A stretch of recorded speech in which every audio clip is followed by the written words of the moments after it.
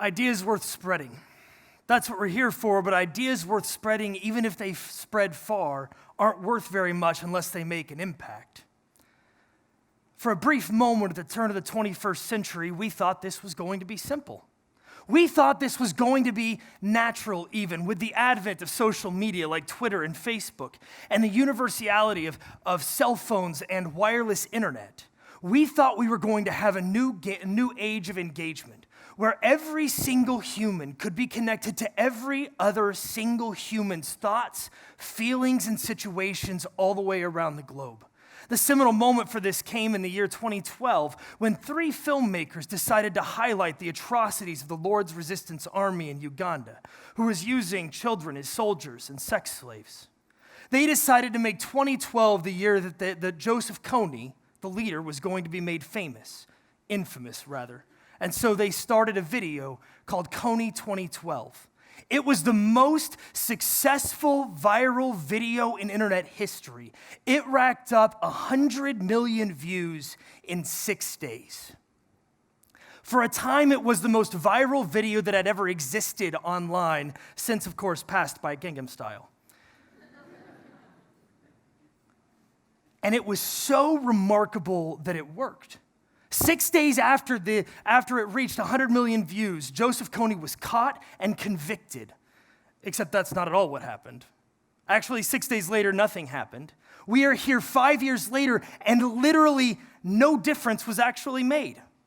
Joseph Kony is still in Uganda. The Lord's Resistance Army is still making an impact there, and all of your shares and likes did absolutely nothing. We should have known better. Shouldn't we? Religions have been telling us for centuries, millennia, that our world is more broken than that. And if we don't believe all the religious leaders in the world, at least we could believe John Mayer, who in his seminal song wrote, "It's not that we don't care, it's just the fight ain't fair, so we just keep on waiting on the world to change." You see, the argument isn't that the world doesn't need to change. That's kind of a given. In America alone, we have 43 million people living below the poverty line. If you go worldwide, 10.7% of the world, for roughly 770 million people, live under less than $1.90 a day. But I'll tell you, that doesn't grab our hearts. You could share that 100 million times on Facebook, and not a single more person would be fed. What really grabs our hearts is when we know people, is when we're actually engaged. So this is a young woman I know from Rwanda. Her parents were victims of the HIV/AIDS epidemic, and she and her young sister lived by themselves until an organization that was connected with other people decided to help change their lives. This is a woman in West Dallas who actually, just in our backyard right now, is a mass eviction that's happening from slumlords in just a few miles from one of the wealthiest and fastest growing places in the world. They need the world to change. The problem is we're not very good at knowing how to do it.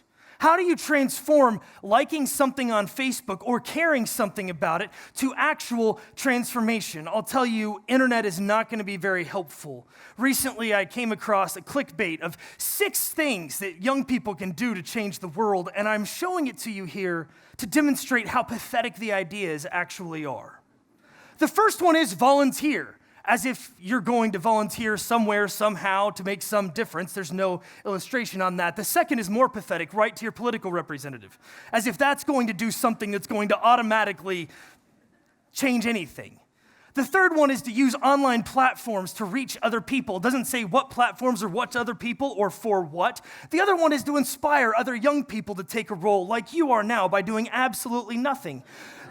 The next one is think outside the box, as if telling someone to think outside the box has ever helped anyone think outside the box. And of course, the following one is, please click here, we get ad dollars. This really is simply how pathetic it is in our mindset that if you've got young people that are driven, we have so few good options because we've lost the idea of what it takes to make an impact. I think there are 2 things necessary to make an impact. There are 2 things necessary to change the world. The first one is you've got to have real community. Social networks are great to share ideas, but really, really bad at enacting them. You've got to have actual community that builds people together, that surrounds people, and that can actually make a difference. And the second thing you've got to have is a system. I don't even care what system. You figure out some system and challenge your people to change the world in whatever face-to-face community you're in, and that's how the world is changed. The most significant kind of gold standard for this happened in 1979 with an organization that you know called the Rotary Club. In 1979, Clem Lareneuf was a leader in Rotary Club, traveling back from a health conference in Asia when he decided he was going to end polio. Now, had he just shared this on Facebook, literally nothing would have happened.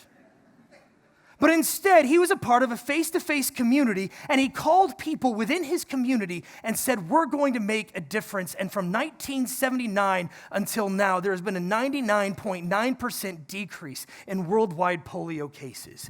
This is how you change the world. I'm here to talk to you because my church has been trying to do the same exact thing. I'm a pastor at a church, and a few years ago, a family came to me and said, I want to help us change the world. We gather together every week. Every single week, we have face-to-face community, but we've got to have a system to challenge people.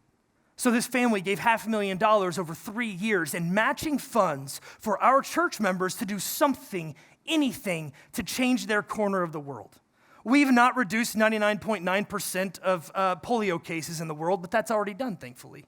What we did is we challenged every single person to change something in their world. We provided a system by which they can do it and get help making it happen. Let me share with you some of those stories.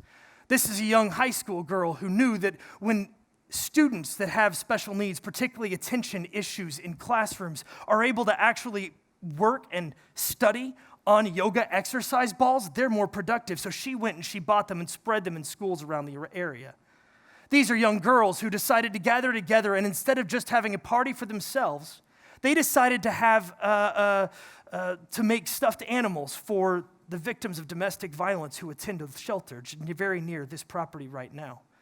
This is a man who was traveling every single day with his cart on a tram to go and actually try to make an honest living for himself by cleaning car windows. Some real estate agents in town decided that they wanted to help him, and so they collectively, with our help, ended up buying him a car. You've got Lockhart's Barbecue with a location here and in Oak Cliff. That family, the owners belong to our church and are active members, and we decided to feed the officers of the Southwest Division in the months after the horrific attack of 2016 against police officers in this very city. Spark Tank honestly, it isn't that original. We have a community that cares about people, and we provided a system by which we challenge and enabled those people to change the world. It's not that hard.